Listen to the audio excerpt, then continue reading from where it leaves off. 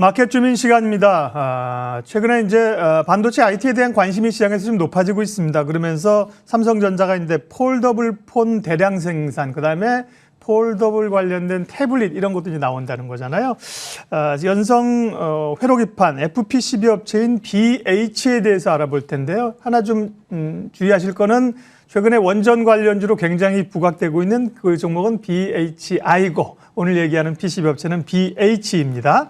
IPR 파트너스 이재준 이사님 그리고 정경민 변리사님 두 분 함께합니다. 어서 들어오십시오. 네, 안녕하세요. 네. 먼저 이재준 이사님께서 삼성전자의 폴더블 대량 생산 계획 발표 그 내용부터 좀 알려주세요. 네, 삼성전자의 첫 폴더블 폰이 나왔을 때는 2019년이었습니다. 2019년이었는데 그때 약 40만 대를 판매를 했는데 네. 갤럭시 폴드에 대해서 발표 당시 했을 때 삼성전자의 계획은 100만 대의 양산을 목표로 했었습니다. 근데 절반에 못 미친 수준이 이제 판매가 됐었죠.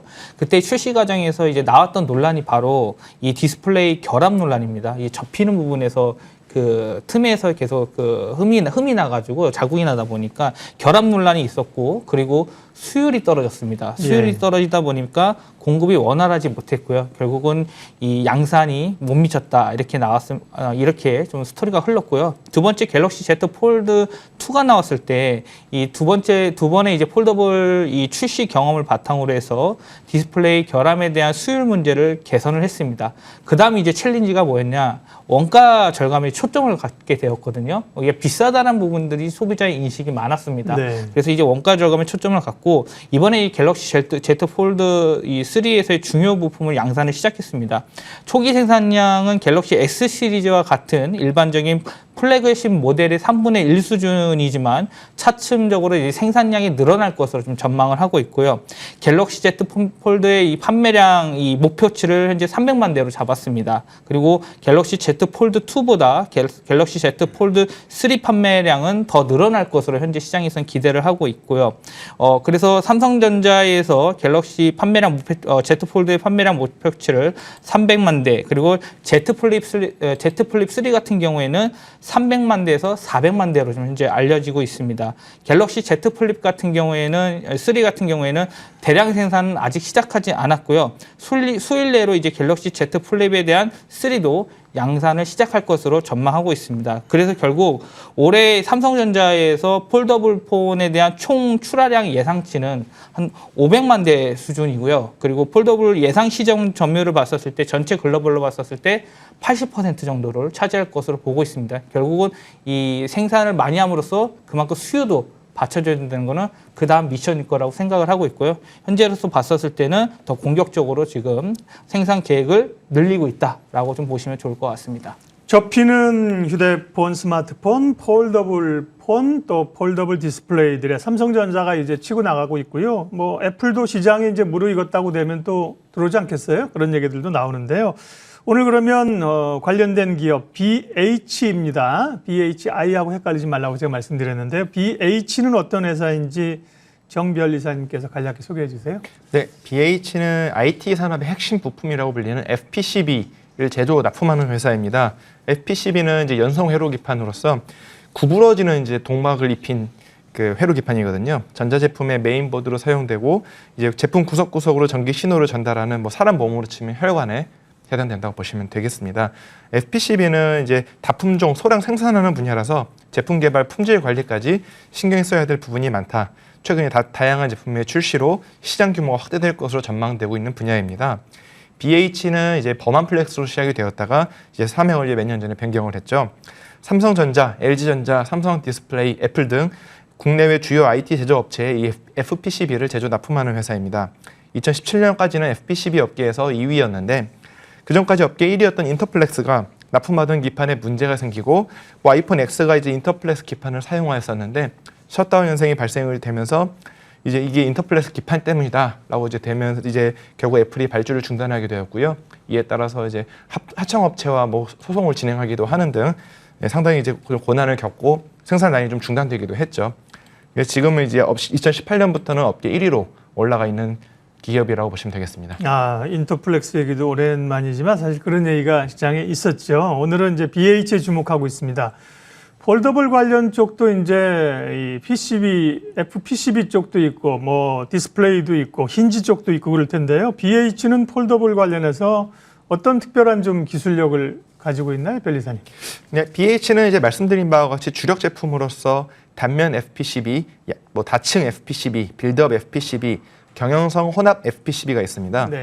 특히 이제 양면형 다층 구조의 연성 FPCB, 빌드업 PCB 이 경영성은 BH의 독자적인 기술로서 일반 스마트폰 아니라 다양한 제품에 이제 적용이 될 수 있는데요.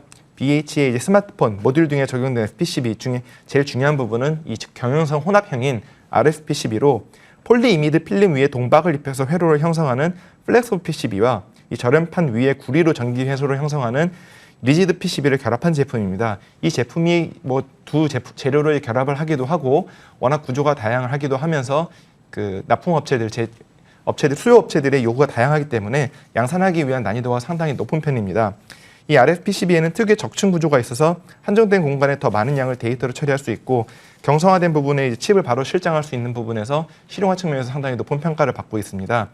BH는 또한 이제 LDS에서 HRC로 이제 대체하고 있는 기술을 이제 보유하고 있는데요. 이 HRC 기술은 LDS에 비해서 고주파 송수신이 가능하고 더 얇게 FPCB를 제조할 수 있어서 기판층을 쌓아 올려 정보 수용량을 확대할 수 있다. 기타 회로가 가진 손실을 최소화할 수 있다. 이런 장점이 있습니다. 그 외에도 다층 FPCB의 도금 방식을 적용해서 미세 패턴을 구현하는 MSAP 기술을 보유하고 있는데 이거는 이제 LS 2525 마이크로비트 기준에 맞는 미세 패턴을 구현할 수 있도록 공정 능력이 향상되고 회로 편차가 최소화되었습니다. 또 설계 자유도 증가에 따라서 경박 단소가 가능하다. 뭐 이런 장점이 있는 기술이라고 보시면 되겠습니다. 좀 정리해드리자면은 이 BH는 회로 기판의 기술을 보유하고 있습니다. 뭐 회로 기판 자체는 폴더블 폰과 크게 연관은 없어 보입니다만은 회로 기판 제조 기술의 발전은 뭐 더 작은 기기에 더 많은 정보가 수용될 수 있도록 하고 폴더블이나 롤러블이라는 폼팩터의 발견에 상당 부분 영향을 미치고 있다. 이렇게 보시면 되겠습니다. 뭐 겉에서 보이거나 사용자가 만져볼 수 있는 부분만 아니라 안에 있는 부품의 내구도 또한 그 사용성을 증대하는 역할을 수행하게 되겠습니다. 네. BH에 대해서 소개를 잘 기술력까지 해주셨어요. 그러니까 PCB 인쇄회로 기판이라고 하는 게 우리가 사용하는 뭐 거의 모든 전자제품에 다 있다고 보시면 됩니다. 휴대폰뿐만 아니라 예를 들면 뭐 무슨 무선 청소기를 뜯어봐도 있을 거고요. 뭐 다 들어있는 거거든요. 그 회로 기판이요. 그래서 이재준 이사님, 우리가 이제 PCB로 잘 알려져 있는데 그거 말고도 OLED 또 2차 전지, 5G 사업하고도 사업 분야가 있습니까? 네. 네, 뭐 최근에 공시에 나왔었던 것처럼 그 전기차 2차 전지 시장을 대응하기 위해서 생산 시설과 주력 사업 시설 투자에 500억 규모를 좀 네. 진행을 했습니다.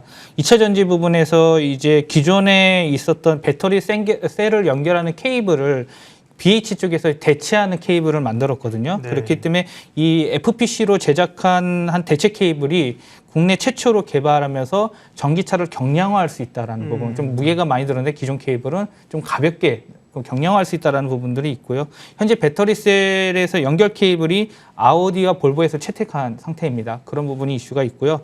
두 번째 5G 관련해서는 안테나 투자를 진행하고 있습니다. 안테나 부품 쪽에서는 BH가 있고요. BH의 자회사인 DKT가 모듈을 제작하고 있는 형태로 네. 보시면 될 것 같습니다.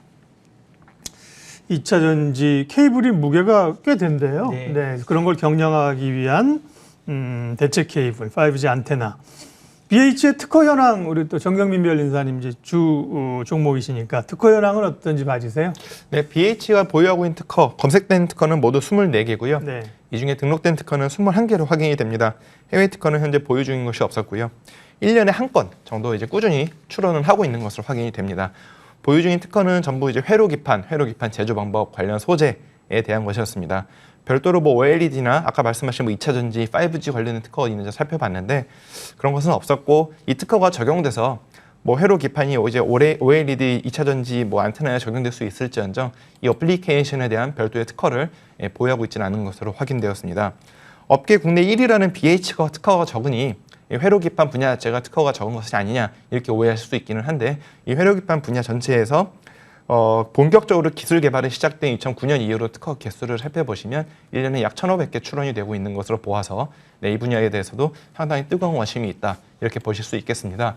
아까 언급드렸던 인터플렉스도 현재 지금 특허가 약 150개 정도 보유 중이기 때문에 BH가 상대적으로 특허를 보유하고 있는 양이 적다 이렇게 보실 수 있겠습니다. 이 분야의 주요 출원인은 이제 삼성전기, LG이노텍, 삼성전자 등이 되겠습니다. 특히 삼성전기의 특허가 이제 압도적으로 많은데요. 최근에 이제 삼성전기는 다양한 그 사업부들을 이제 상당히 분사를 많이 했죠. 그러면서도 이제 회사로 그 분사된 회사로 특허 유전도 활발하게 많이 해놨는데 그럼에도 아직 회사가 보유하고 있는 특허가 많이 있다 이렇게 보여집니다. BH는 이제 매출액 대비 연구 개발 비용으로 약 4% 정도 쓰고 있는 연구 개발에 많은 비용을 쓰고 있는 회사 중에 하나인데 제조업체가 4% 정도 쓰면은 많이 쓰는 거네요. 그렇죠? 네.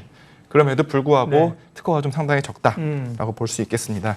그래서 그래도 이제 1년에 한 건 정도 출원을 하고 있기 때문에 네. 혹시 정말 중요한 핵심 기술만 보유하고 있는 것이 아닌가라고 해서 얼마나 핵심인지 한번 살펴봤습니다. 작년에 등록된 특허를 하나 보겠는데요.